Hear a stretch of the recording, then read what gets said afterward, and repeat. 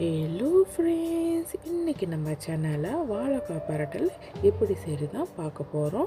நான் இன்றைக்கி ஒரு 6 காய் வாழைக்காயை தோலெல்லாம் நீக்கிட்டு இந்த மாதிரி சின்ன சின்னதாக வெட்டி வச்சுருக்கிறேன். அது தண்ணியில் அலசிட்டு தண்ணியில் அப்படி போட்டு வச்சுருக்கேன், இல்லைன்னா அது நிறம் மாறிடும். இப்போ தேவையான பொருட்கள் பார்த்தோம்னா, ஒரு வெங்காயம் இந்த மாதிரி நீல வாக்கெல்லாம் வெட்டி வச்சுருக்கிறேன். காஞ்ச மிளகா ஒரு 3 எடுத்து வச்சுருக்கேன். 3 பூண்டு சின்னதாக வெட்டி வச்சுருக்கிறேன். கருவேப்பிலை நான் தண்டோடு எடுத்துருக்கேன். அப்போ தான் இன்னும் வாசமாக இருக்கும், நல்லா சுவையாக இருக்கும். உரப்புக்கு ஊசி மிளகா நான் ஒரு 6 மிளகா எடுத்து வச்சுருக்கிறேன். ஒரு கைப்பிடி அளவுக்கு நெத்திப்பிடி இது நல்லா அலசி வச்சுருக்கேன். நீங்கள் கூட போட்டுனா கூட முடியும், இன்னும் ருசியாகவும் இருக்கும். இப்போ சட்டி வச்சுட்டு தேவையான எண்ணெய் ஊற்றிக்கலாம். எண்ணெய் நல்லா காஞ்சோடனே நெத்திப்பிடி போட்டுக்கோங்க. நெத்திப்பிடி போட்டு விட்டு நல்லா முறுமுறுப்பாக ஆகிற வரைக்கும் நல்லா எண்ணெயிலே பொரிச்சு எடுத்துக்கோங்க. இப்போ பாருங்கள், நெத்திப்பிடி நல்லா பொரிஞ்சிருச்சு. சட்டி ஓரமாகவே இந்த மாதிரி ஒதுக்கி வச்சுக்கோங்க. தேவையான தாளிப்பு போட்டு நல்லா பொரி விடுங்க. தாளிப்பு நல்லா பொரிஞ்சோடனே இது கூடயே வெட்டி வச்சுருந்த வெங்காயமோ பூண்டோ சேர்த்துக்கோங்க.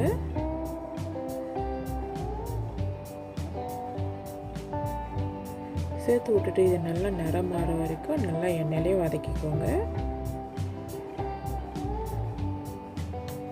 இப்போ பாருங்கள், எண்ணெயிலே நல்லா வதங்கிடுச்சு. வெங்காயமும் நல்லா நிறம் மாறிடுச்சு. இப்போ வெட்டி வச்சிருந்த ஊசி மிளகாயும் வர மிளகாயும் இது கூட சேர்த்துக்கோங்க. சேர்த்து விட்டுட்டு நல்லா எண்ணெயிலே வதக்கிக்கோங்க.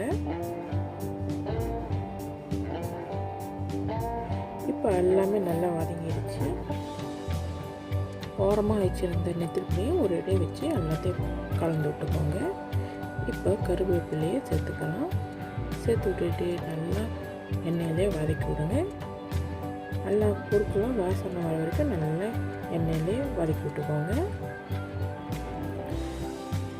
இப்போ வாழைக்காயை சேர்த்துக்கலாம்.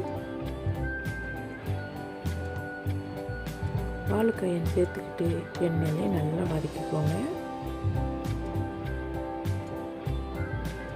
வாழைக்காயோட பச்சை வாசனை போகிற வரைக்கும் எண்ணெயில் நல்லா வதக்கிக்கோங்க. ஒரு 2 நிமிஷம் எண்ணெயிலே நல்லா இந்த மாதிரி பரட்டி விட்டுக்கோங்க.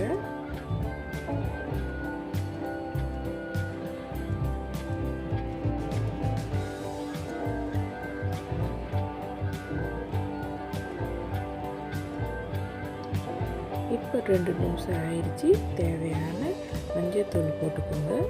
போட்டு விட்டு எல்லா வாழைக்காயும் மஞ்சள்தூள் படுற மாதிரி நல்லா இந்த மாதிரி பரட்டி விட்டுக்கோங்க.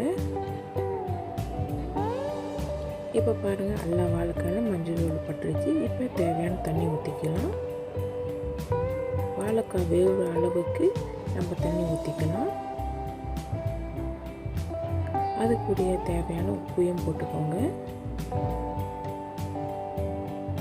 போட்டு விட்டுட்டு நல்லா கிண்டி விடுங்க. ஒரு 5லேருந்து 10 நிமிஷம் வரைக்கும் வரும் இந்த வாழைக்காய் நல்லா வேகிறதுக்கு. இப்போ பாருங்கள், 5 நிமிஷம் ஆயிடுச்சு.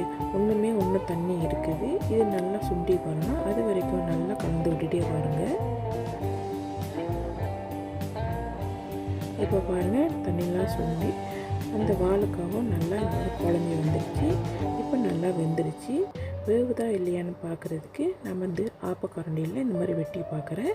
வெட்டு பட்டுச்சுன்னா வாழைக்காய் வெந்துருச்சுன்னு அர்த்தம். அப்படி உங்களுக்கு இன்னும் சந்தேகமாக இருந்துச்சுன்னா நீங்கள் ஒரு பீஸ் எடுத்து சாப்பிட்டு பாருங்கள். அப்படி வேகாமல் இருந்துச்சுன்னு நினச்சிங்கன்னா இன்னும் கொஞ்சம் தண்ணி ஊற்றி வேக வச்சிடலாம். இப்போ எனக்கு நல்லா வெந்துருச்சு. இது நான் மங்கள் எடுத்து வச்சுக்க போகிறேன்.